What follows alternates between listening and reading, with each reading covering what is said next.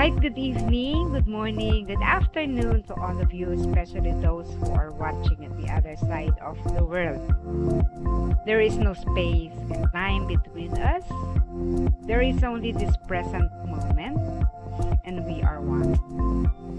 So tonight, or today, we will be meditating on the Diary of Saint Faustina Kowalska, number 867.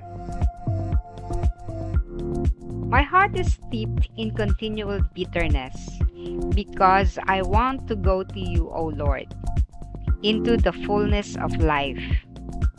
O Jesus, what a dreadful wilderness this life seems to me.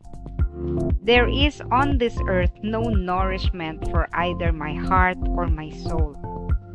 I suffer because of my longing for you, O Lord. You have left me the sacred host, O Lord, but it enkindles in my soul an even greater longing for you. O my Creator and eternal God, Jesus, I yearn to become united with you. Deign to hear the sighs of your dearly beloved. Oh, how I suffer because I am still unable to be united with you. But let it be done according to your wishes.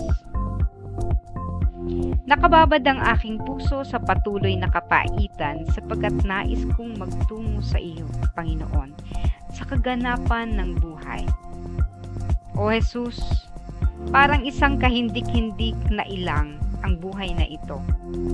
Walang nakapagpapasagana sa mundong ito sa kahit puso o aking kaluluwa. Nagdurusa ako dahil sa aking pangungilila sa iyo, O Panginoon. Iniwan mo sa akin ang banal na tinapay, O Panginoon. Subalit lalo lamang nitong pinag-alab ang aking kaluluwa ng mas matindi pang pangungulila sa iyo. O aking tagapaglikha at walang hanggang Diyos.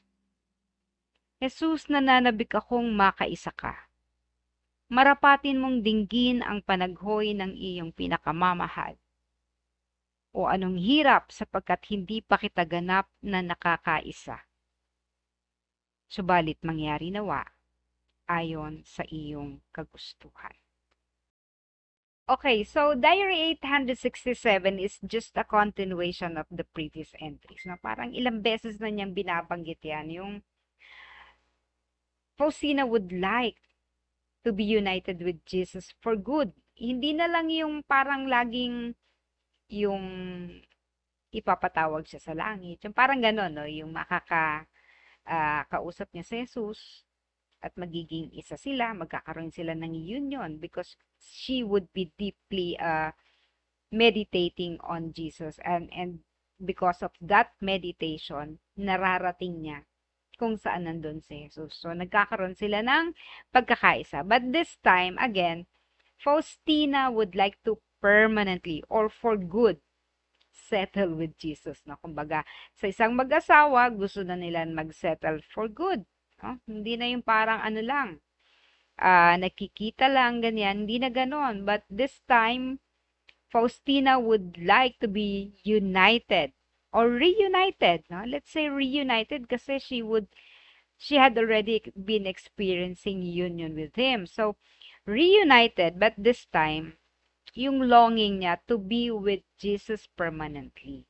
So, ano ibig sabihin nun? Iiwanan niya yung mundo, this world, this earth. Kasi alam na niya kung gaano kasarap manatili sa piling ni Jesus. Pero again, kagaya ng sinabi kahapon ni Jesus, no? Hindi na magtatagal. This would not take long. Hindi na ito magtatagal. Yung sinasabi niya hindi magtatagal, malapit na. Pero si Faustina, kahit malapit na, gusto pa rin niya na, kailan ba talaga? Kasi medyo mahaba pa rin yung 22 months for Faustina. Naiinip siya. Yung para bang alam mo yung halimbawa, yung isang mahal mo sa buhay, boyfriend, asawa, umalis. Nag-abroad halimbawa or nasa isang malayong lugar. Alam mo yung feeling nung sabik na sabik mo siyang makasama. Parang ganon. Kakapag-usap niyo pa lang, gusto mo makausap na naman, makita na naman, o kasi yung makausap mo uli, no? Halimbawa, kakahiwalay nyo pa lang. Gusto mo, magkita na naman kayo na parang ganun yung pananabik ni Faustina. Na, kailan ba, Lord? Kailan ko ba ito mararanasan? So, bakit ganun ang pakiramdam? No? Bakit siya nananabik?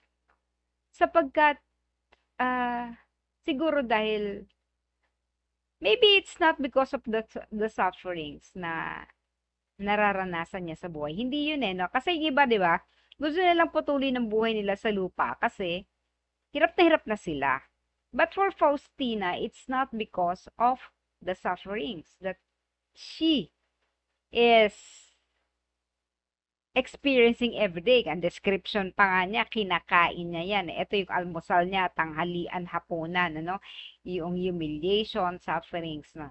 But hindi niya gustong makarating o makakaisa si Jesus dahil gusto na niyang matapos yung kanyang mga paghihirap sa mundo. It's not because of that, but because she had already experienced how it was to be with Jesus. Yung tinatawag na union with God. She is in perfect bliss. No? Perfect bliss. Very peaceful. Parang yung dinescribe ko sa inyo dati. Yung mga addicted to drugs. Kaya sila nagiging addicted because of that feeling of high, cloud nine, no? Parang ganun. Nakalutang sila sa alapaap. But that is a fake achievement, no? Yung ganung pakiramdam is fake. Hindi ganun ang totoong union with God. Pero kino-compare ko lang kasi no, it's very addicting to them. Because of the feeling, iba yung pakiramdam. But yung bliss na dinedescribe with union with God is different, no? Kasi ito talaga yung for those who have experienced near death, no? Yung halos namatay na sila, nakatawid sila ng konti. No, ang lagi nilang sinasabi, ang sarap ng pakiramdam doon sa kabila at ayaw mo nang bumalik. So siguro ganun yung pakiramdam talaga, no? At kaya Faustina would like to settle with Jesus permanently, no? I would like to connect this to what Saint Paul said, no? Ito yung second reading today, Sunday, no? Sa ika-11 linggo ng karaniwang panahon today, no? Tingnan natin yung sinasabi ni Saint Paul. Mula sa ikalawang liham sa mga taga-Korinto sa chapter 5, verses 6 to 10, sabi ni Saint Paul, alam ko na habang tayo'y nasa tahanang ito, he was referring to our physical body, ang ating katawan. Hindi mapapasa atin ang tahanang galing sa Panginoon. Okay, malinaw, no? Habang tayo nasa physical body, imposible na makamta natin yung tahanan mismo na galing mismo sa Panginoon. Kailangan mo talagang mamatay, no? Namumuhay ako ayon sa pananalig sa Diyos, hindi sa mga bagay na nakikita. Malakas nga ang loob kong iwan ang katawang ito na aking tinatahanan upang manirahan sa piling ng Panginoon. So, ganito ang pakiramdam ni Faustina, no? Lakas talaga ng loob niya. Hindi katulad ng iba na ayoko munang mamatay. Hindi kasi unsure sila kung saan sila pupunta, no? Sa langit ba, sa impyerno, sa purgatorio, o kung saan man, ano? So, sila, si San Pablo, tsaka si Santa Faustina, medyo sila, kampante sila, malakas ang loob because they have done a lot of things on earth. Alam nila kung ano na ang mga merits nila at demerits. Kaya naman, ang pinakananais ko ay maging kalugod-lugod sa Kanya. Sa tahanang ito o doon man sa langit.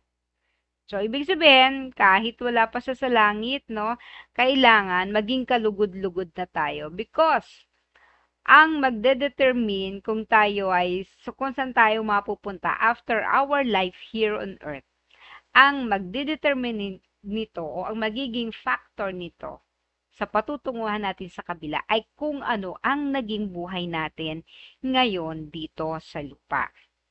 Sapagkat bawat isa ay haharap sa hukuman ni Kristo upang tumanggap ng kaukulang ganti sa kanyang ginawa, mabuti man o masama, nang siya'y nabubuhay pa sa daigdig.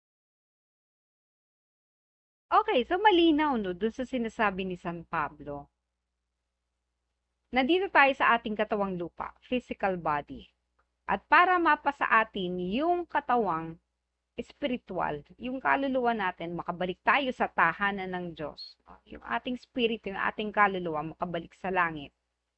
So, kailangan nating paghandaan yun. No? Maging kalugod-lugod tayo sa Diyos, ngayong nabubuhay pa lamang tayo. No, kasi sabi nga niya, gusto niya, dapat lang na maging kalugod-lugod tayo, maging dito sa lupa o sa langit man. Again, kasi huhukuman tayo.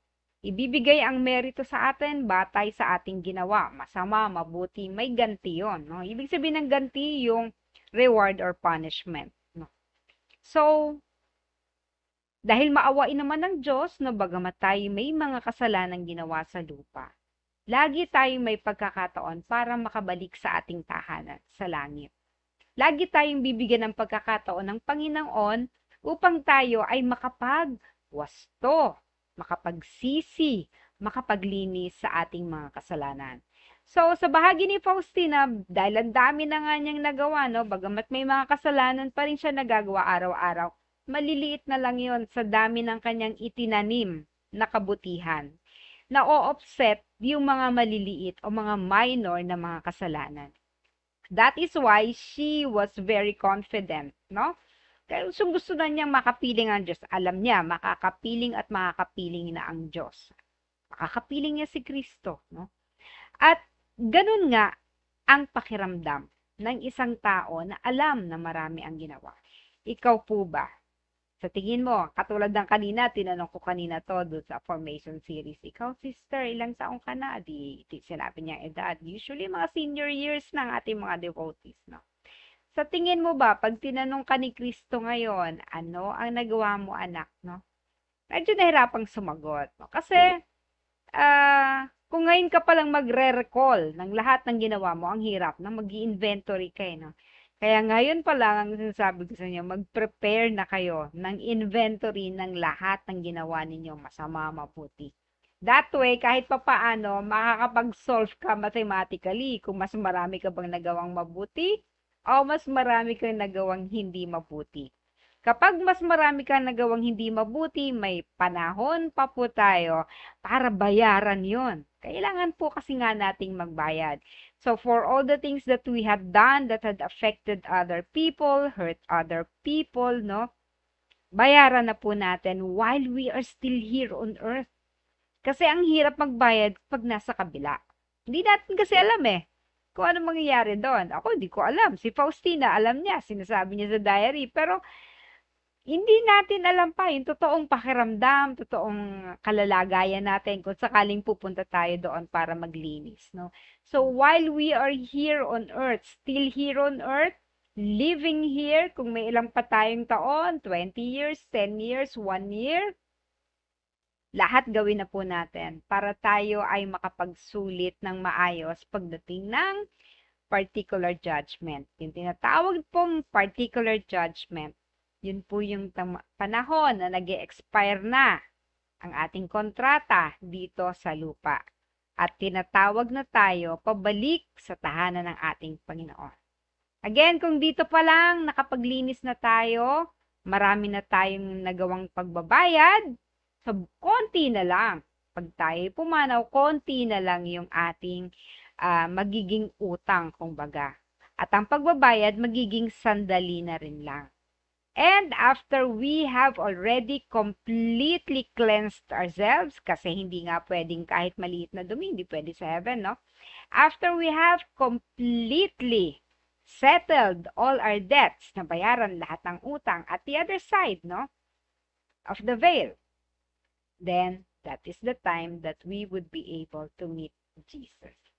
Kung ano ang kinasasabikan ni Faustina para makapiling ang ating Panginoon. Sana tayo din, at this moment in our life, meron na rin tayong ganong pakiramdam. nasasabik na tayong makaisa ang ating Panginoon. Kung hindi pa tayo nasasabik, ang ibig sabihin lang nun, marami pa tayong kailangan gawin at bayaran. Nawa, it is my prayer, no, that as we go, as we travel, as we walk this life here on earth, sana magawa pa rin po natin ang maraming bagay para pagdating ng panahon na tayo tawagin na, marami na po tayong masasabing nagawa sa ating Panginoon. Hanggang sa